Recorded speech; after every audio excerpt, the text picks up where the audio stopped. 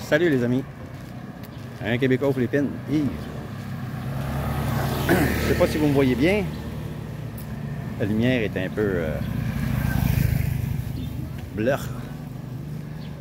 c'est très nuageux. Je suis pas chez nous présentement, je suis dans le barangay à ma blonde. Hier soir, on a eu des nouvelles alarmantes. Son père faisait de la très haute pression. C'est dangereux dans son cas parce que il a déjà fait une crise cardiaque puis 2 AVC, fait qu'il est partiellement paralysé. Il ne parle plus. Et puis à cause des pluies continuelles, il n'a pas pu faire d'exercice, prendre des marches comme il faisait habituellement avec la nouvelle canne que je lui ai donnée. Puis hier soir, il a fait beaucoup de pression, 240 sur 180.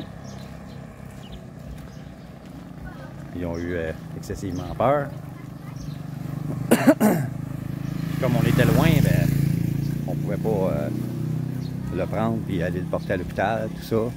Donc, sont allés voir l'infirmière du barangay. Et puis, elle leur a prescrit une médication.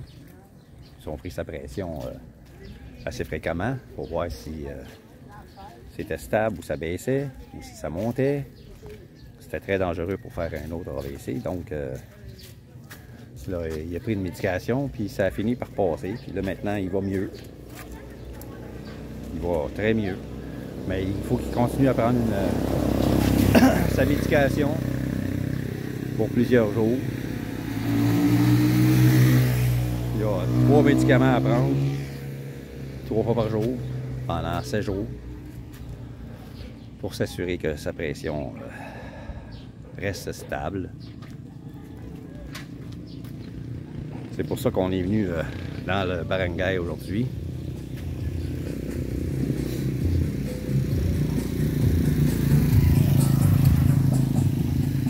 Ici, il pleut moins que chez moi.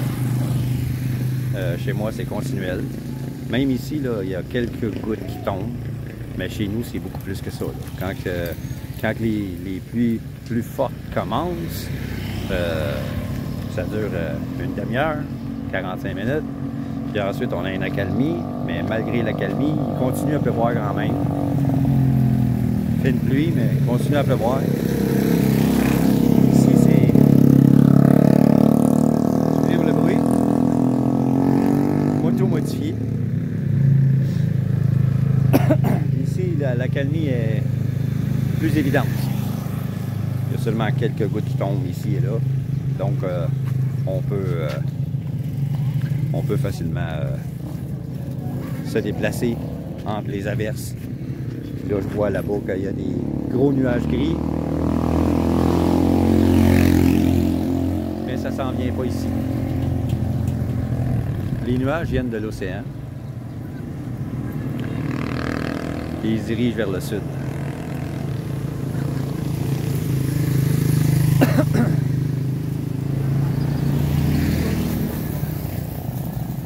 Pour vous montrer un peu l'environnement ici, là.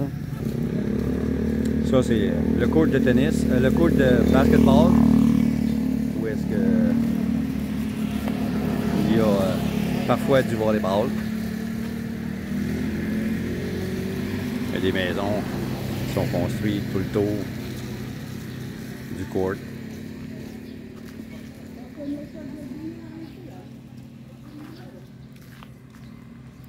Ça, ben, c'est la rue principale de son barangay qui mène jusqu'en ville. Ici, une nouvelle construction. Je ne sais pas si ça va être un garage ou ça va être privé.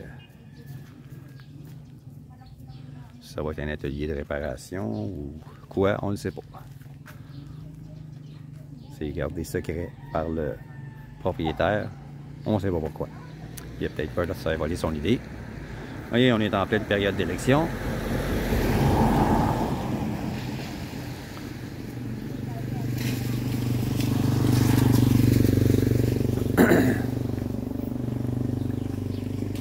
Il y a des petits stands un peu partout ici. Le soir, surtout vers l'heure du souper, puis même en soirée, il y a des gens qui viennent vendre des choses. Il y a déjà quelqu'un d'installé là, avec des produits.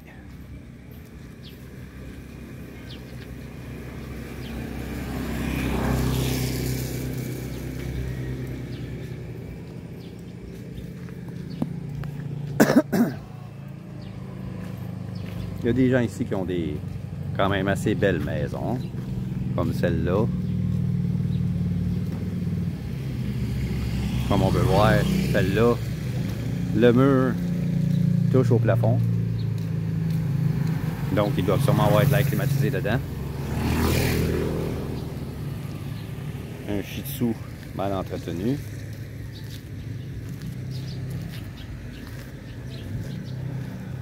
Hein? Un papayer, comme j'ai chez nous. Plus gros que le mien, par contre.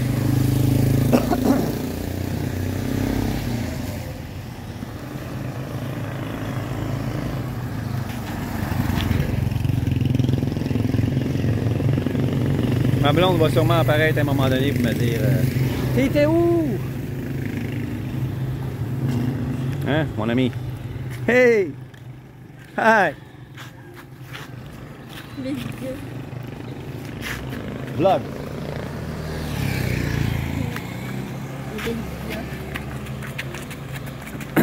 C'est un garçon qui a des difficultés de langage. Il est très gentil.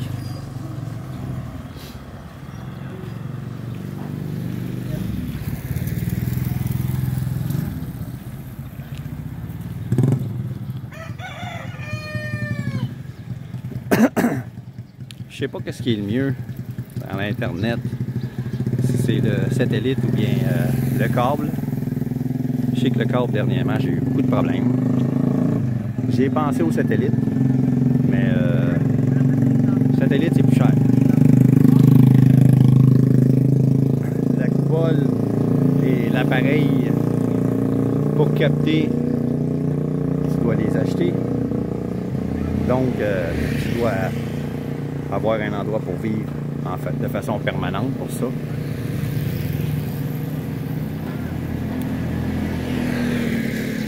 En province, plusieurs choisissent ça. Le problème est la température. Quand il y a des tempêtes tropicales, typhons, de très grosses pluies, des pluies torrentielles, le signal est mauvais. Donc, je sais pas c'est quoi qui est le plus intéressant entre le câble ou le satellite. Un autre endroit ici où est-ce que les gens puissent venir vendre leurs produits. À longueur de journée, il y a des gens qui viennent vendre. En soirée également. C'est les seuls endroits qui sont autorisés maintenant.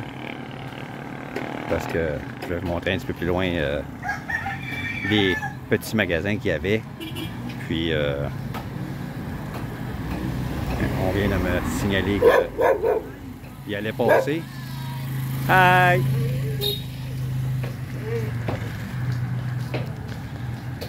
Les gens klaxonnent pour toutes sortes de raisons. Au début, c'est...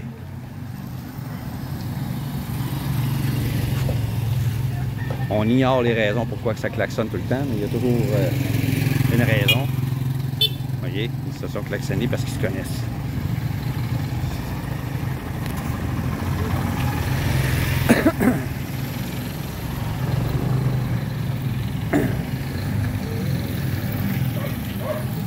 Vous voyez le magasin qui est là, c'était un magasin qui appartenait... Ben, ça appartient encore à une de ses sœurs, mais elle l'a fermé à cause d'un ordre du barangay. Ce genre de magasin-là peut causer des accidents. Il y a des véhicules, des camions, des choses comme ça qui s'arrêtent. Bye! Il y a des camions qui s'arrêtent pour acheter. Il se trouve être dans le milieu de la rue. Puis il y a toujours des crétins qui sont sur leur téléphone. C'est arrivé une fois. Un gars qui est passé avec son scooter. Son fils sur le scooter. scooter au téléphone. Il n'a pas vu le camion, il est rentré dedans, son fils est mort. Il a poursuivi le camion à la LTO, qui est la SA, la SAC ici. Mais puisque il n'y avait même pas de permis de conduire, son véhicule n'était même pas enregistré, même pas de licence. Fait que la LTO a refusé de sa demande. Il est allé en cours. Il est allé en cours contre le barangay. Puis le capitaine du barangay, ben, il a été coupable. Il est obligé de payer avec l'argent du barangay. Puis là, ben, il a passé le règlement. Tous les petits magasins qui ne sont pas rattachés à une maison doivent fermer. Donc, elle a dû fermer son magasin. L'autre cabane à côté, c'était l'ancien magasin de son autre sœur. C'est les deux sœurs à ma blonde qui avaient ces magasins-là. On est obligé de les fermer, puis de les ouvrir autre part. Celle qui a ce magasin-là, elle l'a ouvert juste là-bas. On voit une fille debout. Hello! On voit une fille debout là-bas, là. Ben, ça, c'est le magasin, le nouveau magasin de sa sœur.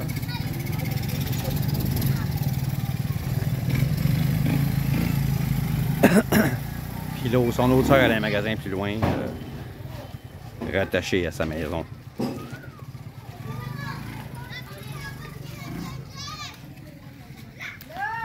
Hey, hey! C'est une des tantes à ma blonde. Elle m'a apporté, hein? Je vais vous montrer ça. Un genre de plante qui fait des ignames.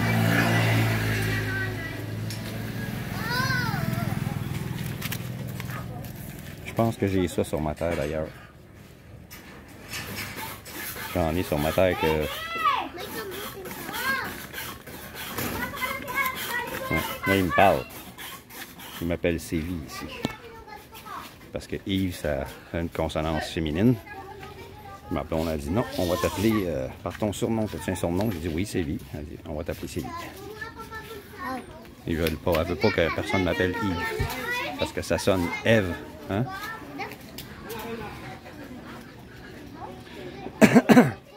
Une de ses tantes m'a apporté ces morceaux de bois-là à planter qui vont donner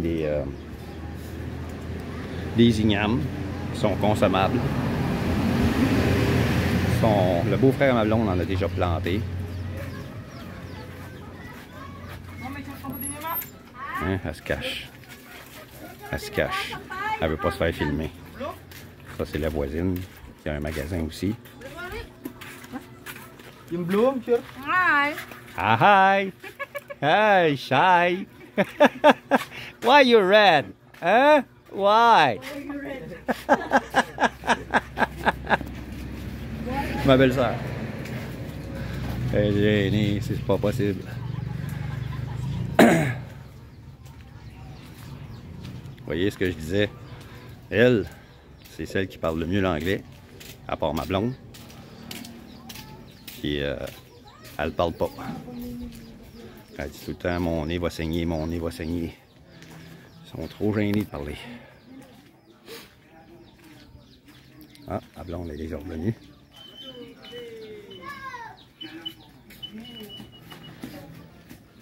Son autre sœur, celle qui a le magasin là.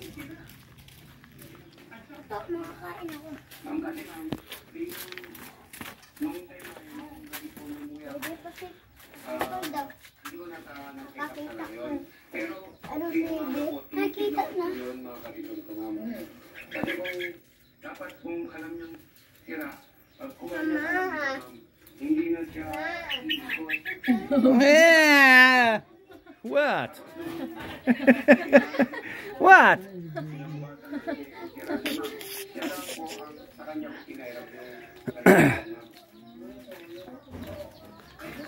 Ça, c'est un peu le coin où est-ce que ma blonde vit. Maison qui appartient à son oncle. Je sais pas si ça va être à vendre à un moment donné. Elle l'a été avant. Mais son oncle est décédé. C'est son cousin qui a pris possession de la maison. Je sais pas s'il va la vendre ou quoi. Là, il est rendu avec 2-3 maisons.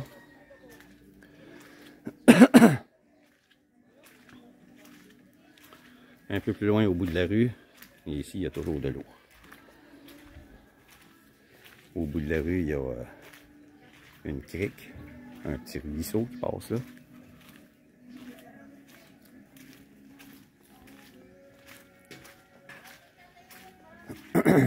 Il y a un petit fish pond en arrière qui appartient à un voisin. La dernière fois qu'on est venu, il était en train d'enlever de l'eau dedans parce qu'il voulait faire la cueillette du milkfish. Mais il y avait trop d'eau, puis il pleuvait constamment. Fait qu'il a retiré de l'eau. Je ne sais pas s'ils ont fait la cueillette en tant que telle. Je pense que oui, parce qu'il a tout enlevé les clôtures. Ouais, c'était clôturé tout le tour. Je crois qu'ils l'ont vidé. Il a enlevé les filets qu'il y avait tout le tour, plantés sur des piquets.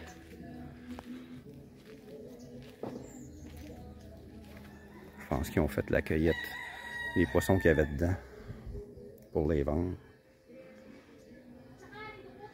Ils doivent sûrement avoir attrapé des crabes en même temps parce qu'il y avait des crabes. Je suis venu il y a quelques mois, puis en étant sur le bord comme ça, j'ai regardé dans l'eau, puis il y avait des crabes qui se promenaient sur le bord. Quand même assez gros. 2 mois, 3 mois plus tard, les crabes ils ont grossi. Ils en ont sûrement attrapé en même temps que les poissons.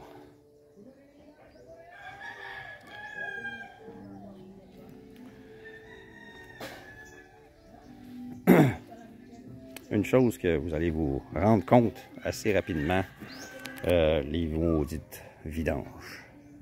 Vous voyez, un pneu d'un vidange.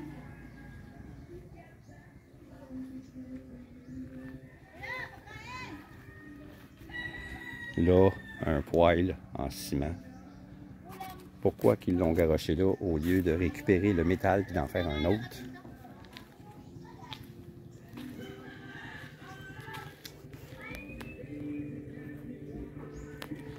Avec une poche de ciment, ils peuvent en faire une dizaine comme ça, puis les vendre.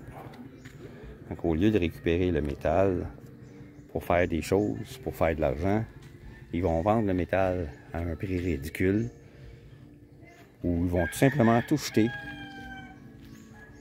Ils ont payé pour le poêle, ils ont payé pour d'autres articles, puis au lieu de ramasser le métal puis de le vendre, ou de l'utiliser pour faire quelque chose, pour faire de l'argent, non, trop compliqué, trop dur. Il y a un gros trou ici. Ça, c'était un gros crabe. Un mud crab qui était là. Ça, c'est le trou d'un crabe. Je sais pas si quelqu'un a essayé de l'attraper ou quoi. Ici, il y a quelqu'un qui a essayé. Parce qu'ils ont rempli le trou ensuite avec ça.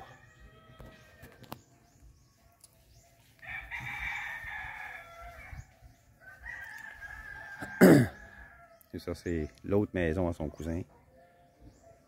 Que le père est mort. Ça appartenait à son père, puis il en a pris possession. Il a tout clôturé. Que maintenant, on ne peut plus passer par là. Avant, on pouvait passer à travers, puis aller dans un autre fish pond en arrière. Maintenant, on ne peut plus.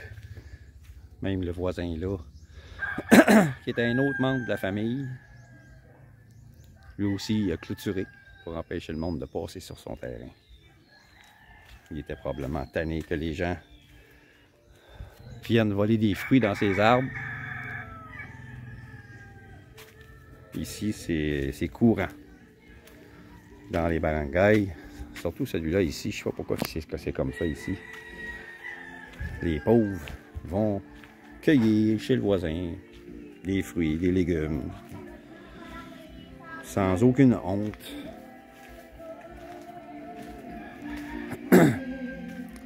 Il y en a qui se sont essayés aussi chez nous. Puis on a passé le message assez vite. Propriété privée, tu rentres pas sur le terrain.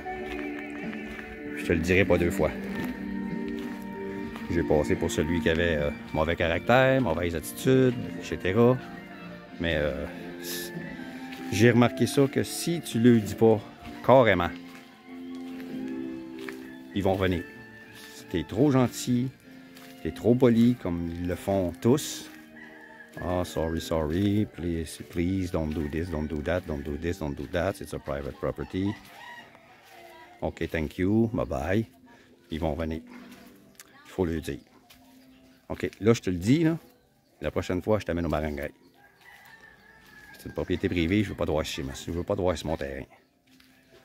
Oh, mauvaise attitude. Il y a une mauvaise attitude, le foreigner.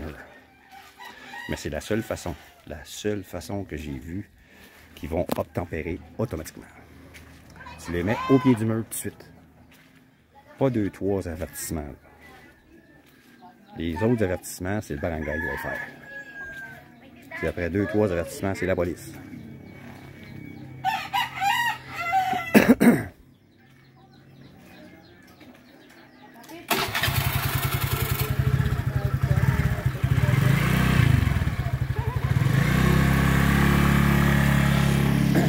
C'est elle, la tante à ma blonde, la sœur de sa mère, qui m'a donné les bouts de bois et les feuilles là, que je vous ai montrées. C'est elle qui m'a amené ça.